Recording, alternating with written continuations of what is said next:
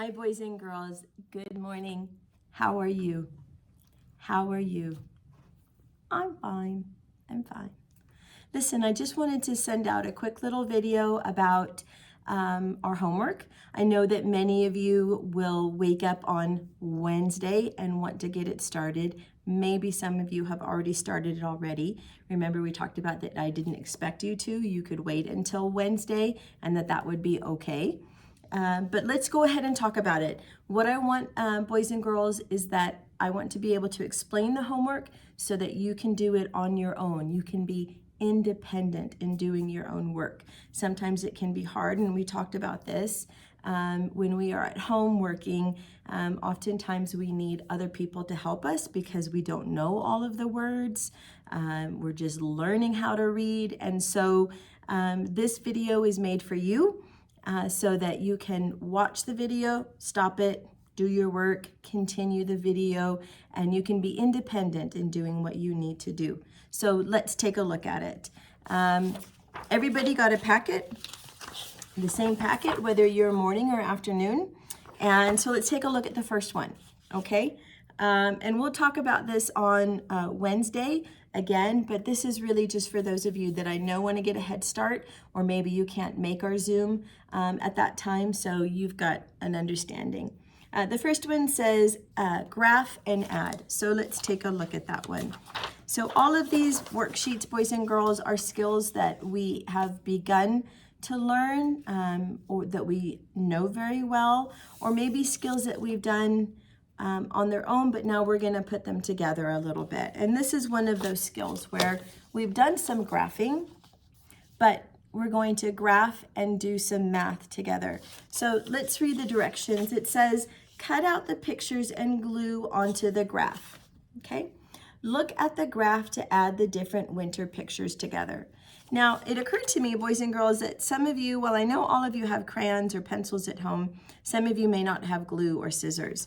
And so when you look at the next page, these are the pictures that we're meant to use. Now, you have a group of pictures up top and you have a group of pictures down below. You only need to use one of those. You do not use both of them. So you can see I put a big fat X on there because you're only meant to have one side, one group of pictures, okay? And so if you don't have scissors or glue at home, an option would be to color in the boxes. And I'll show you what I mean. Let's go back to that page. So the very first thing we have to do, because it says cut out the pictures and glue onto the graph.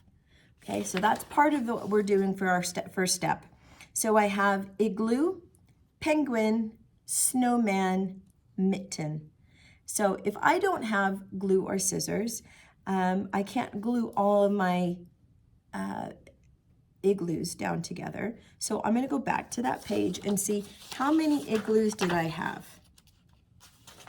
Okay, how many igloos did I have? And I can count. So 1, 2. So I go back to my graph page and I color in 2 boxes because I had 2 igloos. Now, when we do coloring for math, it's a tool. It's to help us to get to the math.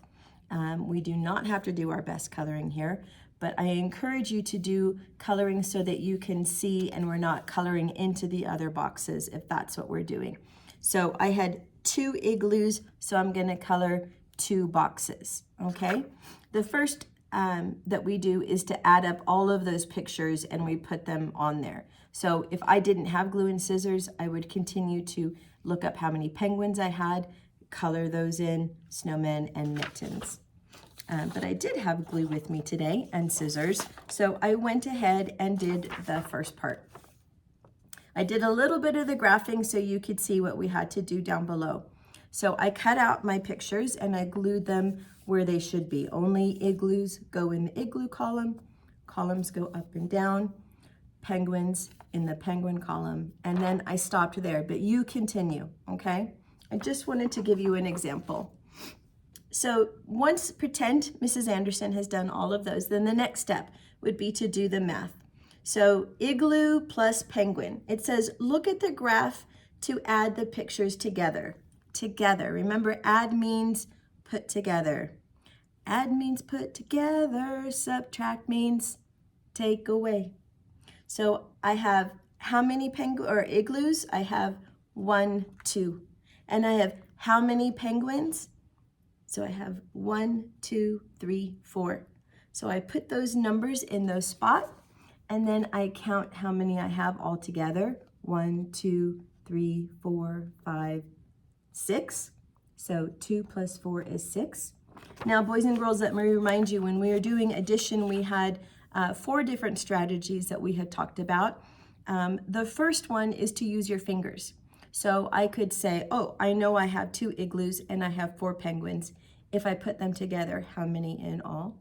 And that's a good strategy. That's a good strategy. But it's also important to be able to know and practice the other strategies. And so when we have pictures, we can count the pictures, and we do today. We talked about how we could use pictures, or we could use objects. So when you're at home and you're doing some of this addition work, you could put together some Legos or some toys or some LOLs, or Cheerios or beans or noodles or grapes or whatever you have available to you, marshmallows, anything that you might need to make your groups like we do in class, and then to count how many in all. We're only doing addition in this paperwork. We're not doing subtraction or takeaway. Okay. So, and the fourth, so then we had fingers, use pictures and objects, or you could draw dots. Remember how you draw a dot for however big that number is, and then you count how many in all, put a ring around it, count how many in all. And then the last strategy that we talked about was to use your brain. That's definitely something that you can do. And some of us have that automaticity. We're very automatic. We can just know it. And so we should use our brain when we can.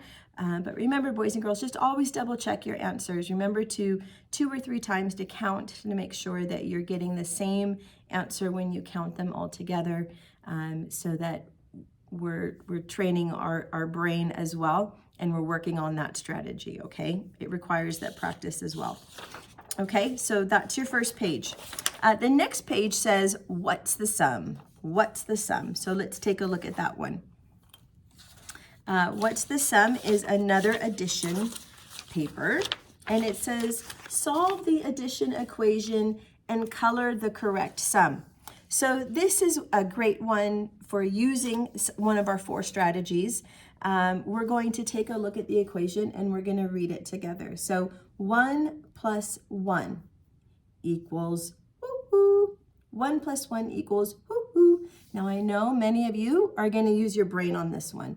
I know that, but I wanted to show you how you could use dots as a strategy. So I did my dots. I like that strategy. When you do your dots, you can draw small dots on the paper, and I showed you how to do that here, or you could get another piece of paper and draw dots on there. So for each number, I'm going to draw that many dots. So my first number is 1. I drew 1 dot. And I put some lines underneath my plus sign, because I wanted to be thinking and be knowing that I'm putting together. Okay, we're still very new and being able to add and subtract, and we haven't had enough practice to know what do I do when.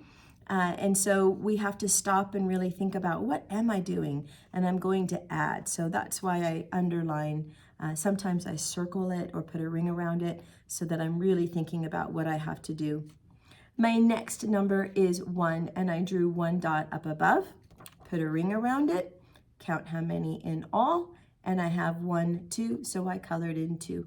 And then I went on to show you how you could use the dot strategy with your other numbers. And even with the bigger numbers down here, you just draw smaller dots and you can fit them all in, okay? All right, as long as you're using one of our strategies in class, I'm good, and you're getting it right, that's good for me, okay? We practice all of them. You find one that works for you, and you keep that one. Just remember that when we're counting with our fingers, we're only counting numbers for the number of fingers that we have. We're not using toes or anybody else's fingers and toes. So when we do the bigger numbers, and we will, you'll have to use and know some of those other strategies. Oh, sorry, I'm showing you one already. Spoiler. Okay, let's turn to the next page. Again, with the winter edition. Really practicing our addition skills today. It says, use the pictures to write an addition equation to find the sum. And sum means total, okay? So this is what it looks like. And I have two groups of pictures. I have mittens and snowflakes, and I have that through all of them. So I'm going to use my first number. We have to fill in the equation. So my first number will be how many mittens I have. That number will go here. And then how many snowflakes I have. That number will go here. We put a ring around them. We count how many in all. And I add that number there. Okay? This is what it looks like. Ta-da! I did just that. And you know me, one of my strategies is that every time I'm counting something, I put a slash on it. I put a mark on it so that I know that I've counted it. I write that number down. I go to the next one. I mark those, write that number down. And while you could use your brain or your fingers on this strategy, I choose to count my objects. So I put a ring around them all because I'm putting together. And then I count how many I have in all. And that number is 5. So 2 plus 3 equals 5. Okay? Now on to read and color. Okay? So it looks like this. Now, a minute ago, I talked about when we color and we're coloring for math, it's a tool. We don't have to use our 3-star coloring when we're using it as a tool. It's another way to practice the strategy. But when we're asked to color, that's when we have to put those 3 rules in place, right? The colors need to make sense. They're going to give us the colors to make it easy for us. We have to color in the lines and also work on getting rid of those white spaces. So when we practice those strategies, it helps to strengthen our fingers and those fine, we call that fine motor, those really like when we have to put together our fingers like that into that sort of a grip. That helps us with our handwriting overall. So even though we're coloring and we think that's just fun, when we practice our good coloring strategies, we're really working on our handwriting. That's another way to do that, okay? So here's what I'm gonna do. I'm gonna read, the directions say, read the sentence in each box and color the picture to match the sentence. So you know in class, one of our strategies is to actually color part of the sentence so that we know what color we're supposed to do. You can put your finger under the words as I read them. Okay, the first word is the. Ready? The mittens are red. And actually, I'm going to switch to my other paper because I used that strategy and I made my colors on the paper. Okay, so the mittens are red. The snowflake is blue. The hat is orange. The scarf is purple. The bear is white. The tree is green. The bird is yellow. The rabbit is gray. I didn't have a gray crayon, that's why you don't see me having marked that one. Use whatever color you have available to you. Sometimes when we can't find a color that makes sense, we find something that makes the most sense. And the last one, the coat is black. The coat is black. Okay, so boys and girls, there's your pictures, there's your colors. Okay, on to the next one. Missing letters, missing letters. This one I love because I just know how smart you guys are and how well you're going to be able to do this. I already know that. It says missing letters. Say the picture and determine which letter is missing from the CVC word. Write the missing letter.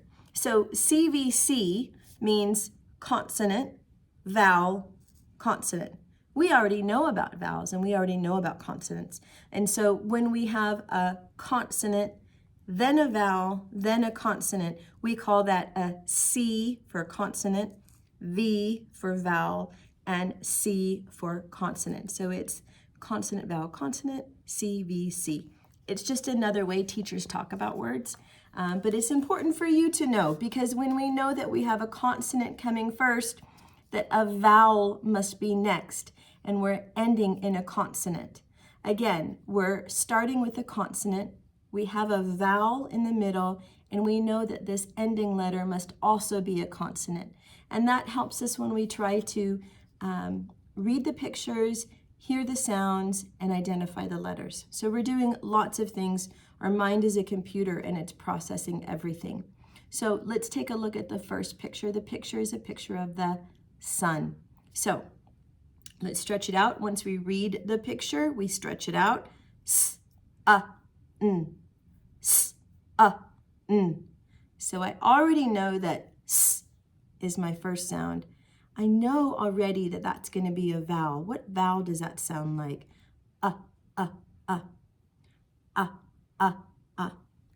U. And then I end with the n sound. So there we have it. Abracadabrador. And it's done. So, oops. Okay, so s, n. Now, I did the next one for you because I want you to be thinking about, again, let's say the word pig, pig.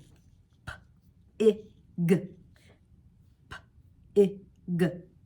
You know me, I always do it twice. So, P-I. They gave us that. G, G, G. G.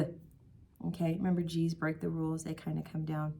All right. So you say each picture, sun, pig, leg, web, pot, fox, cat, bug. When you go back, I want you to stretch them out, hear those missing letters, and write them down. Already you know vowel or consonant, vowel, consonant, CVC. I know which letters are missing. I know if it's a vowel or if it's a consonant. Okay?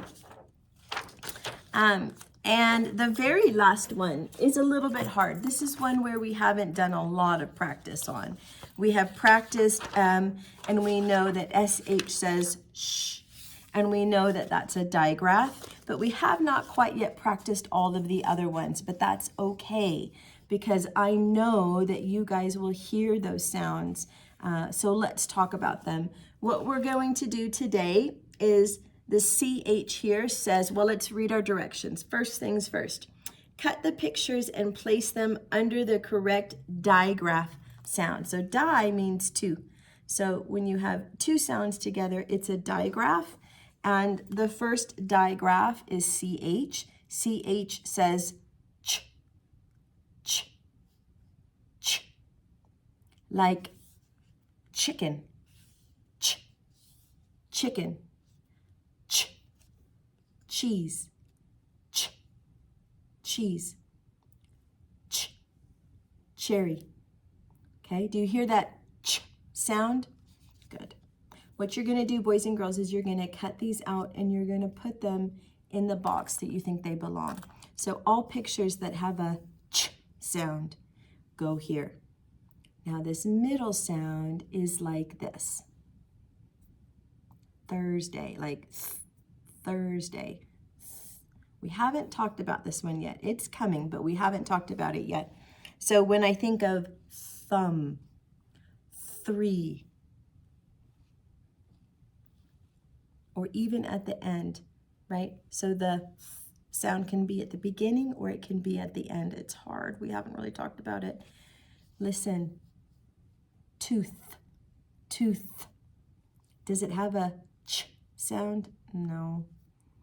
Does it have a sh sound? No. It has a th sound, okay? And then over here we have our sh sound. So do the best you can. This is really just to introduce you, just to begin the learning on our digraphs, something that I thought might be an interesting activity to do at home. Abracadabrador, I did some of it for you.